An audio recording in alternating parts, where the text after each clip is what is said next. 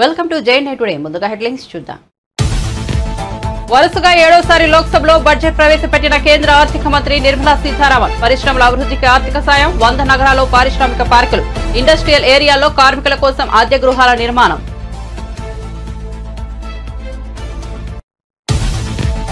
కేంద్ర బడ్జెట్లో ఏపీకి వరాల జల్లు. అమరావతి నిర్మాణానికి 15,000 కోట్ల సాయం ప్రకటించిన కేంద్రం. పోలవరం పూర్తి చేయడానికి కూడా అన్ని విధాల సాయం చేస్తామని ఆర్థిక మంత్రి స్పష్టం.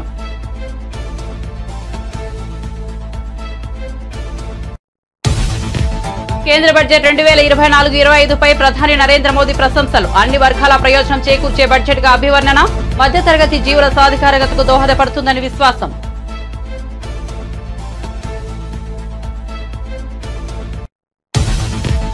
కేంద్ర బడ్జెట్ పై మీడియాతో సీఎం రేవంత్ రెడ్డి. బడ్జెట్ 2024లో తెలంగాణ అనే పదాన్ని నిషేధించారని సీఎం రేవంత్ రెడ్డి ఆరోపణ. 3 సార్లు ప్రధాని మోదీని కలిసినా లాభం లేకుండా పోయిందని ఆవేదన.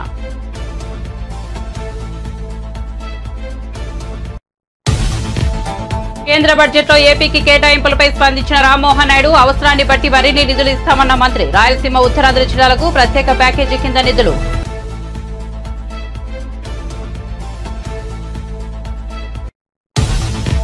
కేంద్రం ప్రవేశపెట్టిన బడ్జెట్ ను చూస్తే బాధ కలుగుతుందన్న మాజీ మంత్రి సిద్దిపేట ఎమ్మెల్యే హరీష్ రావు.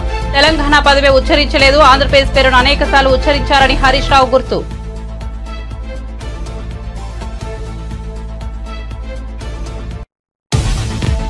నల్గొండ జిల్లా కేతేపల్లి వద్ద భారీ వర్షాల కారణంగా మూసీ జలాశయానికి భారీ వరద. 641.10 అడుగులకు చేరిన గరిష్ట స్థాయి. చేరిన మూసీ ప్రాజెక్టులో నీటి మట్టం. మూసీ డ్యాంలో 3.47 టీఎంసీల నీరు నిల్వ.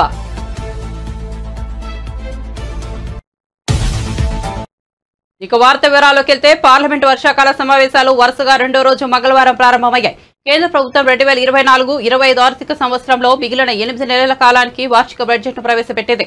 ఉదయం 11 గంటలకు ఆర్థిక మంత్రి నిర్మలా సీతారామన్ లోక్సభలో బడ్జెట్ ను ప్రవేశపెట్టారు. సార్వత్రిక ఎన్నికలకు ముందు ఈ ఏడాది ఫిబ్రవరిలో నిర్మలమ్మ తాత్కాలిక బడ్జెట్ ప్రవేశపెట్టిన విషయం తెలిసిందే. ఇక కేంద్రంలో మరోసారి మోదీ ప్రభుత్వం అధికారంలోకి రావడంతో ప్రస్తుత ఆర్థిక సంవత్సరానికి సంబంధించి పూర్తిస్థాయి బడ్జెట్ ను ప్రవేశపెట్టారు. ఈ సందర్భంగా నిర్మలా సీతారామన్ సరికొత్త record నెలకొల్పనున్నారు.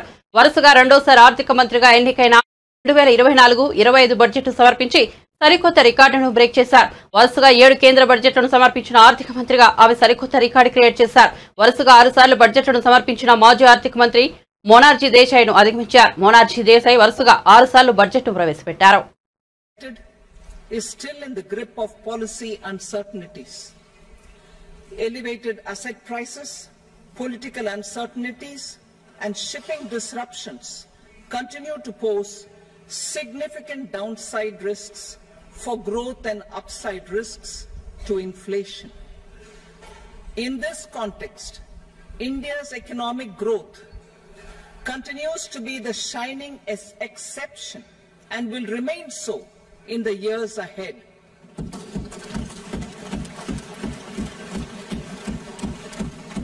India's inflation continues to be low, stable, and moving towards the 4% target. Core inflation, that is non-food and non-fuel, currently is 3.1%. Steps are being taken to ensure supplies of perishable goods reach markets adequately. Interim budget.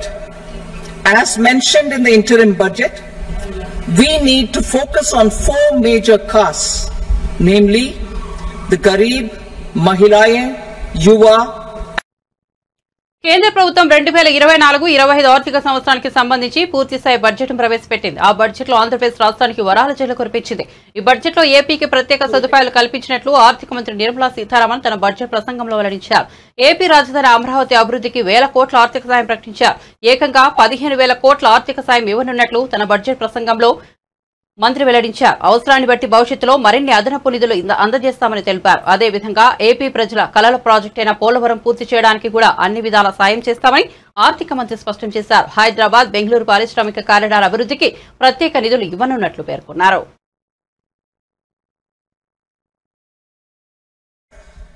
Our government will implement following 3 schemes for employment-linked incentive as part of the Prime Minister's package. These will be based on enrollment in the EPFO and focus on recognition of first-time employees and support to employees and employers. Scheme A. Month's salary in 3 installments to first-time employees a month. The scheme is expected to benefit 210 lakh youths.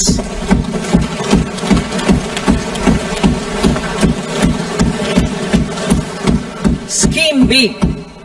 Job creation back to the EPFO contribution in the first 4 years of employment. Scheme C. With null employee. Participation of women in the workforce. We will facilitate higher participation of women in the workforce through setting up of working women hostels in collaboration with industry. కేంద్ర ఆర్థిక మంత్రి నిర్మలా సీతారామన్ మంగళవారం లోక్సభలో ప్రవేశపెట్టిన 2024-25 వార్షిక బడ్జెట్పై ప్రధానమంత్రి నరేంద్ర మోదీ స్పందించారు. దేశ ఆర్థిక అభివృద్ధికి కొత్త పుంతలు తొక్కించే బడ్జెట్ ఇదని, యువతకు ఇబ్బడిముడిగా అవకాశాలు లభిస్తాయని అన్నారు. యువత నైపుణ్యాలను పెంచే బడ్జెట్ అని తెలిపారు. సమాజంలోని అన్ని వర్గాలకు సాధికారత కల్పించినట్లు చెప్పారు. కేంద్ర ఆర్థిక మంత్రి నిర్మలా సీతారామన్ బడ్జెట్లో ఆంధ్రప్రదేశ్ కు పెద్దపీట వేశారు. ఆంధ్రప్రదేశ్ అభివృద్ధికి ఎన్డీఏ సర్కార్ కట్టుబడి ఉందని పేర్కొంటూ ఏపీ రాజధాని అమరావతి అభివృద్ధికి 15,000 కోట్లు ప్రకటించారు. मैं सभी देशवासियों को बधाई देता हूं. वित्त मंत्री निर्मला सीतारमण जी और उनकी पूरी टीम बहुत बहुत बधाई की पात्र है. साथियों, ये बजट समाज के हर वर्ग को शक्ति देने वाला बजट है. ये देश के गांव गरीब किसान को समृद्धि की राह पर ले जाने वाला बजट है. पिछले 10 वर्षों में 25 करोड़ लोग गरीबी से बाहर निकले हैं. ये जो न्यू मिडिल क्लास बना है, ये बजट उनके सशक्तिकरण की निरंतरता का बजट है. ये नौजवानों को अनगिनत नए अवसर देने वाला बजट है. इस बजट से शिक्षा और स्किल को नई स्केल मिलेगी. ये मिडिल क्लास को नई ताकत देने वाला बजट है. ये जनजातीय समाज, दलित, पिछड़ों को सशक्त करने की मजबूत योजनाओं के साथ आया है. इस बजट से महिलाओं की आर्थिक भागीदारी सुनिश्चित करने में मदद मिलेगी. इस बजट से छोटे व्यापारियों, एमएसएमईज को यानी कि लघु उद्योगों का उसकी प्रगति का नया रास्ता मिलेगा. बजट में मैन्युफैक्चरिंग पर भी बल है, इंफ्रास्ट्रक्चर पर भी बल है. इससे आर्थिक विकास को नई गति मिलेगी और गति को भी निरंतरता मिलेगी. साथियों, रोजगार और स्वरोजगार के अभूतपूर्व अवसर बढ़, ये हमारी सरकार की पहचान रही है. आज का बजट इसे और सुदृढ़ करता है.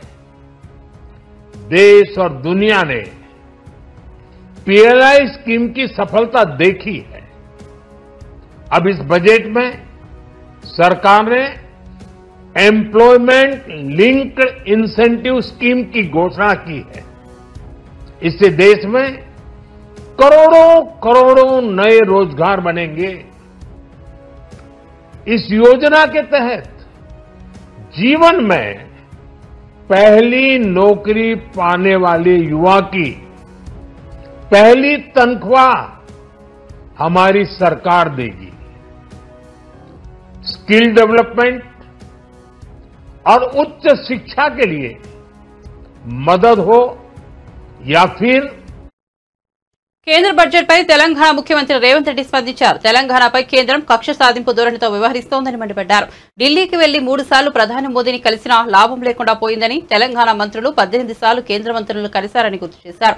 పెద్దన్న పాత్ర పోషించాలని మోదీని పదే పదే కోరానని సీఎం చెప్పారు. వివక్ష లేకుండా నిధులు కేటాయించాలని కోరానని తెలిపారు. బడ్జెట్లో తెలంగాణ అనే పదాన్ని నిషేధించారని, కేంద్రం తీరు పట్ల సీఎం ఆవేదన వ్యక్తం చేశారు. తెలంగాణ పదాన్ని పలకడానికి కూడా మనసు ఒప్పలేదని కేంద్రంపై సీఎం రేవంత్ ఆగ్రహం వ్యక్తం చేశారు. తెలంగాణ పట్ల మోదీ మొదటి నుంచి వివక్ష చూపారని, విభజన చట్టం వంకతో ఏపీకి నిధులు కేటాయించారని సీఎం చెప్పారు. తెలంగాణకు నిధులిచ్చే బాధ్యత కేంద్రానికి లేదా అని ఆయన నిలదీశారు. పాలమూరు రంగారెడ్డి ప్రాజెక్టుకు జాతీయ హోదా ఏమైందని ప్రశ్నించారు. ములుగులో గిరిజన వర్సిటీకి నిధులే లేవని సూటిగా సీఎం రేవంత్ రెడ్డి నిలదీశారు. ప్రభుత్వం ప్రవేశపెట్టిన బడ్జెట్లో తెలంగాణ పట్ల చూపించిన వివక్షను ప్రజలకు వివరించడానికి ఏర్పాటు చేసిన పత్రికా సమావేశం. ఇందులో సహచర మంత్రివర్గ సభ్యులు దామోదర్ రాజనరసింహ గారు, పొన్నం ప్రభాకర్ గారు, పొంగులేటి శ్రీనివాసరెడ్డి గారు, సీతక్క, వేం నరేందర్ రెడ్డి గారు, డాక్టర్ రోహిన్ రెడ్డి గారు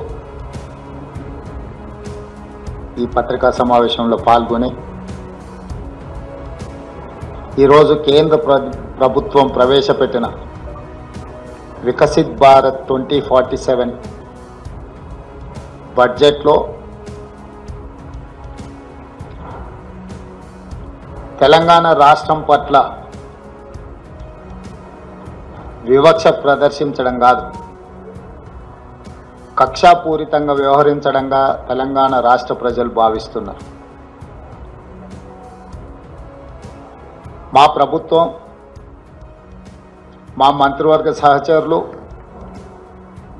18 సార్లు ఢిల్లీకి వెళ్ళి ప్రధానమంత్రి, హోంశాఖ మంత్రి, ఇతర మంత్రులను, ప్రభుత్వ ఉన్నతాధికారులను కలిసి రాష్ట్ర పునర్విభజన చట్టంలో పొందుపరిచిన, పార్లమెంట్ ఆమోదించి హక్కులను కల్పించిన విషయంతో పాటు ఈ 10 సంవత్సరాలలో గత ప్రభుత్వం వివక్ష వల్ల,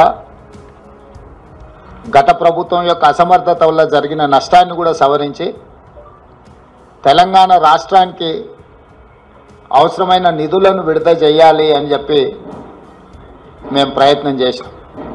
స్వయంగా నేనే 3 సార్లు ప్రధానమంత్రిని కలిసిన. మొదటిసారి తెలంగాణ రాష్ట్రంలో ప్రభుత్వం ఏర్పడిన వెంటనే నేను, ఉప ముఖ్యమంత్రి బట్టి విక్రమార్క గారు ప్రధానమంత్రి గారిని కలిసి ఎన్నికలు ముగిసిపోయినాయి, వివక్ష లేని, వివాదాలు లేని సత్సంబంధాలను రాష్ట్ర కేంద్ర ప్రభుత్వాల మధ్యలో నెలకొల్పి అభివృద్ధికి ఒకరికొకరం సహకరించుకొని ముందుకు వెళ్తామని మొదటిసారి కలిసి చెప్పడం జరిగింది. రెండవసారి నరేంద్ర మోడీ గారు తెలంగాణ రాష్ట్ర పర్యటనకు వచ్చినప్పుడు ఆదిలాబాద్లో నేనే స్వయంగా వెళ్ళి వారికి స్వాగతం పలికి ఆ రోజు ఒక అడుగు నేను ముందుకు వేసి, ఈ దేశంలో ప్రధానమంత్రి పెద్దన్న లాంటి వాడు, మీరు పెద్దన్నలాగా వ్యవహరించాల్సిన అవసరం ఉన్నది. రాష్ట్రాల అభివృద్ధి జరగాలి అని అంటే నిధుల కేటాయింపులతో పాటు అనుమతులు వేగంగా ఇవ్వాలి. తెలంగాణ రాష్ట్ర ముఖ్యమంత్రిగా ప్రధానమంత్రిని పెద్దన్నగా మేము భావిస్తున్నాం. కేంద్ర బడ్జెట్ 2024లో ఏపీ రాజధాని అమరావతి నిర్మాణం కోసం 15,000 కోట్లు, పోలవరం ప్రాజెక్టుకు సహాయ సహకారాలు, ఇతర అభివృద్ధి పనులకు మద్దతు ప్రకటించడంపై కేంద్ర మంత్రి కింజరపు రామ్మోహన్ నాయుడు స్పందించారు తెలిపారు. రాష్ట్ర ఆర్థిక పరిస్థితిని ప్రధాని నరేంద్ర మోదీ సహృదయంతో అర్థం చేసుకున్నారని, అందుకే ఏపీకి అండగా నిలవాలని కేంద్రం నిశ్చయించిందని తెలిపారు. ఏపీకి జరిగిన నష్టాన్ని కేంద్ర బడ్జెట్ ద్వారా భర్తీ చేసేందుకు మోదీ ప్రభుత్వం ప్రయత్నిస్తోందని రామ్మోహన్ నాయుడు వివరించారు. రాష్ట్రంలోని వెనుకబడిన జిల్లాలకు కూడా నిధులు అందించేందుకు కేంద్రం సిద్ధంగా ఉందని అన్నారు. జగన్ పాలనలో ఏపీ 5 ఏళ్ల పాటు రాజధాని లేని రాష్ట్రంగా ఉందని, రాష్ట్రం 20 సంవత్సరాలు వెనక్కు వెళ్లిందని విమర్శించారు. అవకాశాన్ని ఇచ్చాయని కూడా తెలియజేసుకుంటున్నాను. దానికి ప్రత్యేకమైనటువంటి ధన్యవాదాలు కేంద్ర ప్రభుత్వం, ఆర్థిక శాఖ మంత్రి మన నిర్మలా సీతారామన్ గారు, అలాగే ప్రధానమంత్రి నరేంద్ర మోదీ గారికి మన 5 కోట్ల మంది రాష్ట్ర ప్రజల తరపున తెలియజేస్తున్నాం. కేంద్ర ప్రభుత్వం సహాయ సహకారాలు అందించకపోతే ఆంధ్రప్రదేశ్ రాష్ట్రం పూర్తిగా డీఫంక్ట్ స్టేట్ అయిపోయే పరిస్థితి ఏర్పడుతూ వస్తున్న సందర్భంలో చంద్రబాబు నాయుడు గారు, పవన్ కళ్యాణ్ గారు, నరేంద్ర మోదీ గారు కలిసికట్టుగా ఈ యొక్క ఎన్డీఏ కూటమి ఏర్పరచుకొని ప్రజల్లో ఒక విశ్వాసం కల్పించడం జరిగింది.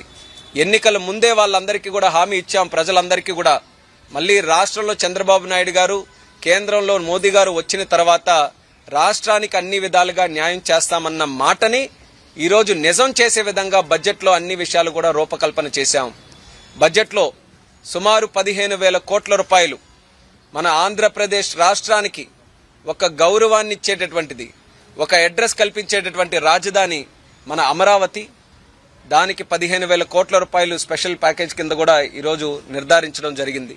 మరి ఆ అమరావతి క్యాపిటల్ చూసుకుంటే సుమారు 33,000 మంది రైతులు 30,000 ఎకరాలకు పైగా భూమిని కేటాయిస్తే అదంతా కూడా శ్మశానం చేయాలన్న ఆలోచనతో జగన్మోహన్ రెడ్డి ఏ రకంగా కక్షపూరితంగా అక్కడ ఉన్నటువంటి రైతుల్ని కూడా ఇబ్బంది పెట్టారో, అమరావతిని ఏ రకంగా అభివృద్ధి చేయకుండా చూశారో మనం అందరం చూశాం. మరి ఆ రోజు ఇచ్చినటువంటి హామీ ఎన్డీఏ ప్రభుత్వం మళ్లీ అమరావతిని రీబిల్డ్ చేస్తుందని చెప్పాం. దానికి అనుగుణంగా ఈరోజు నిధులు కూడా కేటాయించాం. ఇంకా అవసరమైతే భవిష్యత్తులో కూడా నిధులు కేటాయిస్తామన్నటువంటి మాట కూడా ఆర్థిక మంత్రి గారు చెప్పడం జరిగింది.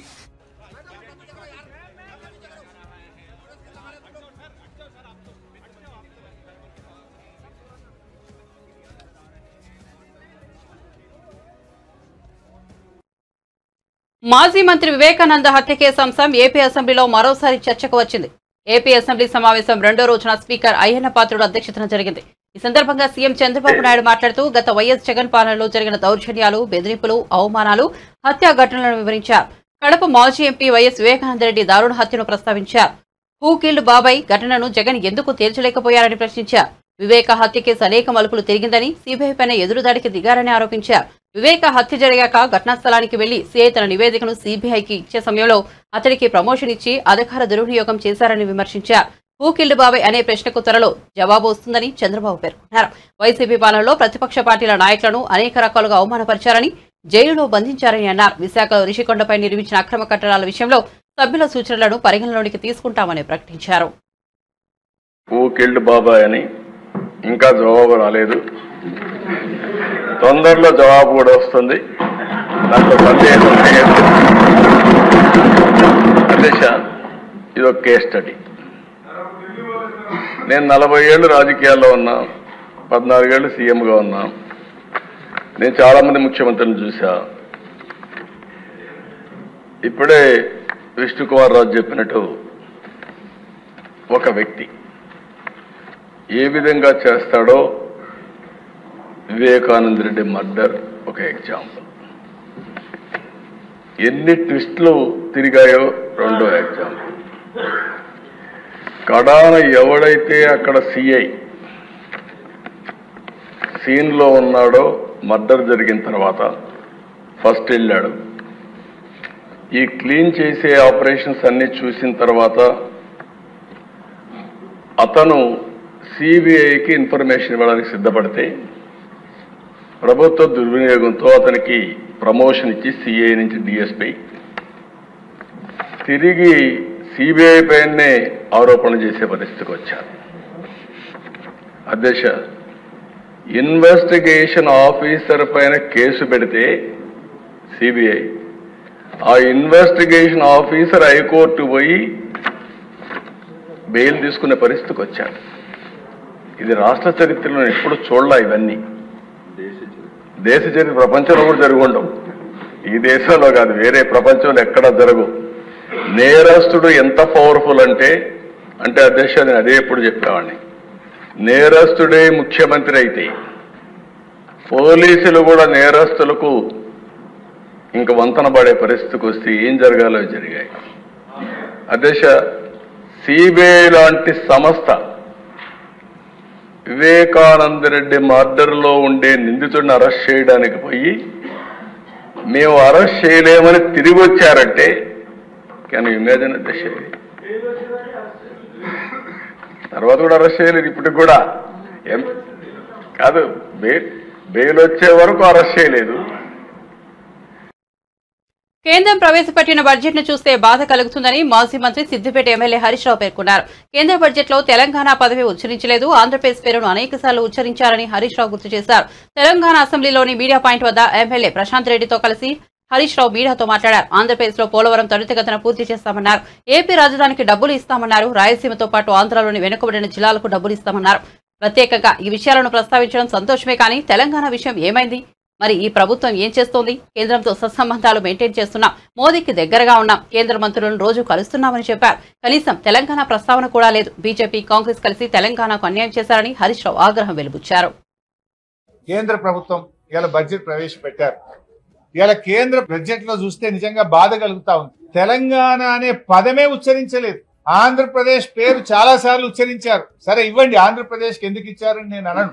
ఆంధ్రప్రదేశ్ లో పోలవరం త్వరితగా పూర్తి చేస్తామన్నారు, క్యాపిటల్ కు డబ్బులు ఇస్తామన్నారు, వెనుకబడిన జిల్లాలకు డబ్బులు ఇస్తామన్నారు, ప్రత్యేకంగా అనేక సార్లు ప్రకటించారు. సంతోషం. కానీ తెలంగాణ విషయం ఏమైంది? మరి ఈ ప్రభుత్వం ఏం చేస్తా ఉంది?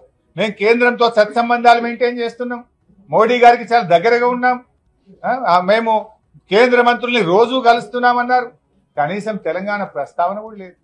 బీజేపీ కాంగ్రెస్ ఇద్దరు కలిసి ఇవాళ తెలంగాణకు తీవ్రమైన అన్యాయం జరిగింది. తెలంగాణలో కూడా వెనుకబడిన జిల్లాలు ఉన్నాయి. రాష్ట్ర విభజన చట్టంలో తెలంగాణలోని 9 జిల్లాలు వెనుకబడిన జిల్లాలు ఉన్నాయి. మరి ఈరోజు రాయలసీమ, మీరు కొంత ఆంధ్రాలో వెనుకబడిన జిల్లాల గురించి కేంద్ర బడ్జెట్ లో మాట్లాడారు. తెలంగాణ వెనుకబడిన జిల్లాల గురించి ఎందుకు మాట్లాడలేదు? ఈ రాష్ట్రం నుంచి కేంద్రంలో మంత్రులుగా ఉన్న కిషన్ రెడ్డి గారు, బండి సంజయ్ గారు ఎందుకు చొరవ చూపడం లేదు అని నేను అడుగుతా ఉన్నా. ఆంధ్ర వెనుక జిల్లాలకు డబ్బులు ఇచ్చినప్పుడు, ప్రత్యేక నిధులు ఇచ్చినప్పుడు తెలంగాణలోని వెనుకబడిన జిల్లాలకు ఎందుకు మొండి చేయి చూపుతున్నారు? అంటే తెలంగాణ పట్ల కేంద్రానికి, బీజేపీకి ఎందుకు ఇంత నిర్లక్ష్యం అని చెప్పి నేను అడుగుతా ఉన్నా. ఇలా మనకు జాతీయ ప్రాజెక్టు గురించి లేదు. మా పాలమూరు ఎత్తిపోతల పథకానికి జాతీయ ప్రాజెక్టు ఇవ్వచ్చు కదా, ఎందుకు ఇవ్వట్లేదు? ఆంధ్రాకి ఇచ్చినప్పుడు మాకు కూడా ఒక జాతీయ ప్రాజెక్ట్ ఇవ్వాలి కదా. బయ్యారం ఉక్కు ఫ్యాక్టరీ గురించి ప్రస్తావన లేదు, వరంగల్ కోచ్ ఫ్యాక్టరీ గురించి ప్రస్తావన లేదు. తెలంగాణకు ఓవరాల్ గా గుండు సున్నా ఇచ్చింది. కేంద్ర ప్రభుత్వం ఈ రోజు పెట్టిన బడ్జెట్ లో తెలంగాణకు మొండి చేయి చూపించింది. మొత్తంగా ఇచ్చింది ఏమని ఉంటే గుండు సున్నా తప్ప ఏమి లేదు. తెలంగాణకు బీజేపీ ప్రభుత్వం తీరని అన్యాయం చేయడం జరిగింది. ఇది మరి తెలంగాణ నుంచి ఉన్న 8 మంది ఎంపీలు, ఇవాళ బీజేపీ ఎంపీలు దీని మీద కేంద్రం మీద ఒత్తిడి తేవాలి. ఈ రాష్ట్రం నుంచి కేంద్రంలో ఉన్న మంత్రులు తెలంగాణకు జరిగిన అన్యాయం మీద స్పందించి ఈ రాష్ట్రానికి నిధుల్లో వాటా తేవాలని చెప్పి.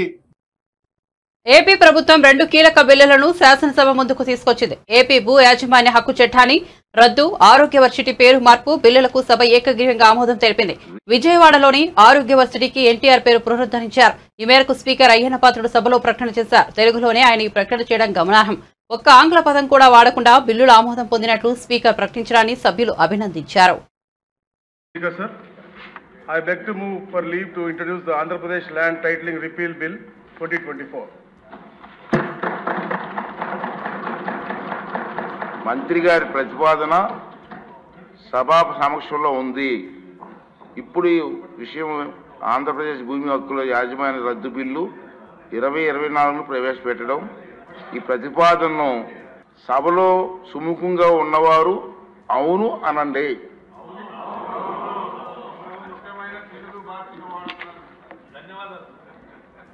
వ్యతిరేకంగా ఉన్నవారు కాదు అనండి.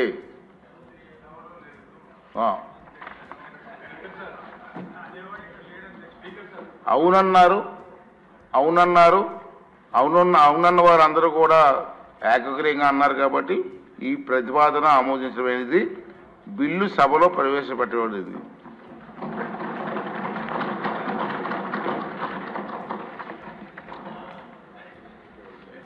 చాలా చక్కటి తెలుగులో మొట్టమొదటిసారి ఈ సభలో మీరు సంబంధిత బిల్లుని, అందులో మా అందరికీ కూడా ఎంతో ఇష్టమైనటువంటి బిల్లుని అచ్చ తెలుగులో మీరు మాట్లాడి ప్రవేశపెట్టారు సార్. ఐ థింక్ ఈ రోజు నుంచి మీరు ఒక నూతన ఒరవడికి శ్రీకారం చుట్టారు.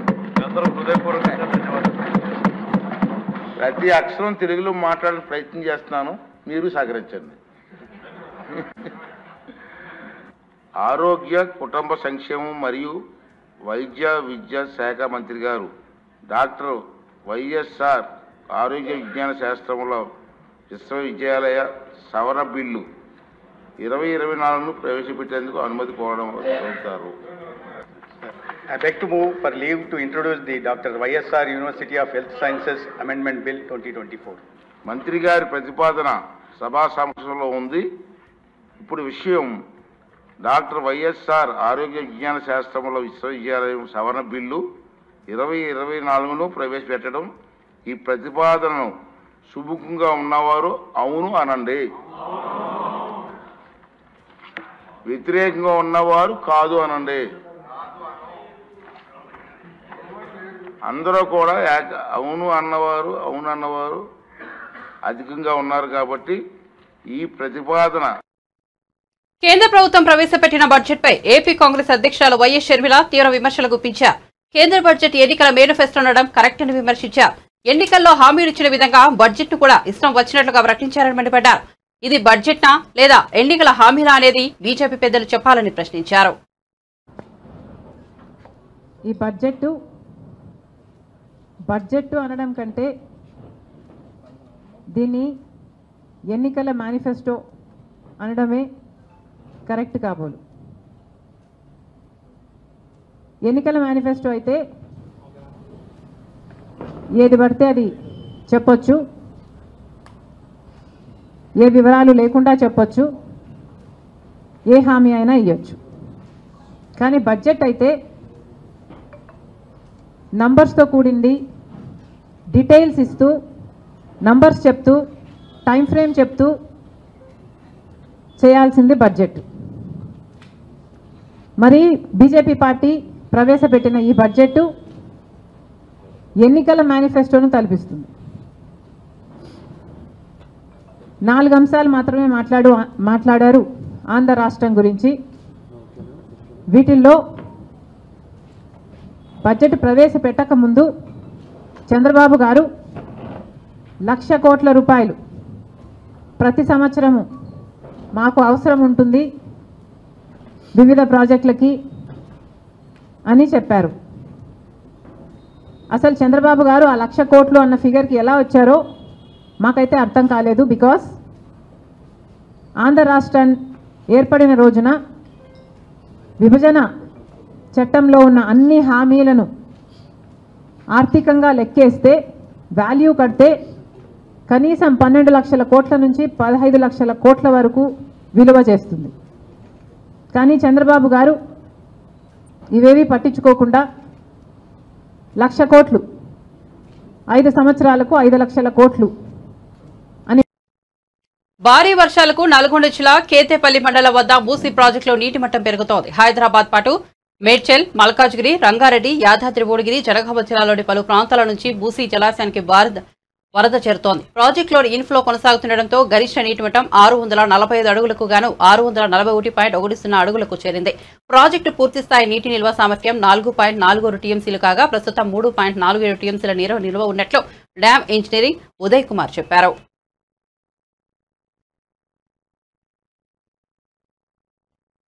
వైఎస్ఆర్సీపీ ప్రభుత్వం చేపట్టిన నాడు నేడు పనులపై సమగ్ర విచారణ చేయిస్తామని విద్యాశాఖ మంత్రి నారా లోకేష్ ప్రకటించారు.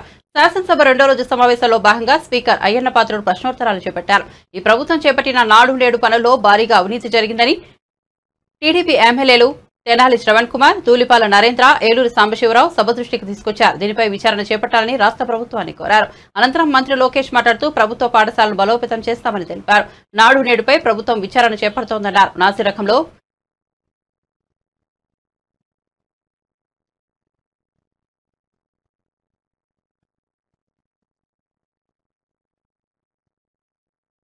బులెటిన్ ముగించే ముందు హెడ్లైన్స్ మరోసారి చూద్దాం. వరుసగా 7వసారి లోక్సభలో బడ్జెట్ ప్రవేశపెట్టిన కేంద్ర ఆర్థిక మంత్రి నిర్మలా సీతారామన్. పరిశ్రమల అభివృద్ధికి ఆర్థిక సాయం, 100 నగరాల్లో పారిశ్రామిక పార్కులు, ఇండస్ట్రియల్ ఏరియాల్లో కార్మికుల కోసం అద్దె గృహాల నిర్మాణం.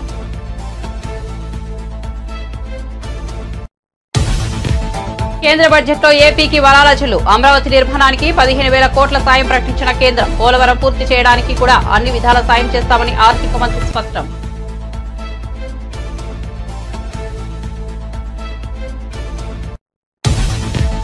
కేంద్ర బడ్జెట్ 2024-25పై ప్రధాని నరేంద్ర మోదీ ప్రశంసలు. అన్ని వర్గాల ప్రయోజనం చేకూర్చే బడ్జెట్ గా అభివర్ణన. మధ్యతరగతి జీవుల సాధికారతకు దోహదపడుతుందని విశ్వాసం.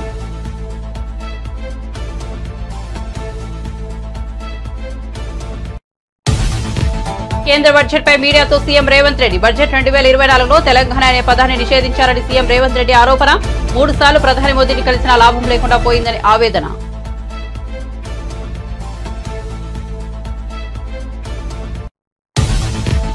కేంద్ర బడ్జెట్లో ఏపీకి కేటాయింపులపై స్పందించిన రామ్మోహన్ నాయుడు అవసరాన్ని బట్టి మరిన్ని నిధులు ఇస్తామన్న మంత్రి. రాయలసీమ ఉత్తరాంధ్ర జిల్లాలకు ప్రత్యేక ప్యాకేజీ కింద నిధులు.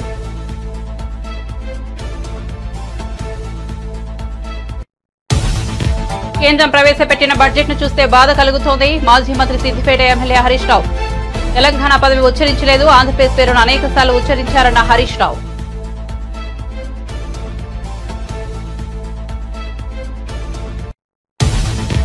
నల్గొండ జిల్లా కేతేపల్లి వద్ద భారీ వర్షాల కారణంగా మూసీ జలాశయానికి వరద నీరు 641.10 అడుగులకు చేరిన గరిష్ట స్థాయి చేరిన మూసీ ప్రాజెక్టులో నీటి మట్టం. మూసీ డ్యాంలో 3.47 టీఎంసీల నీరు నిలువ.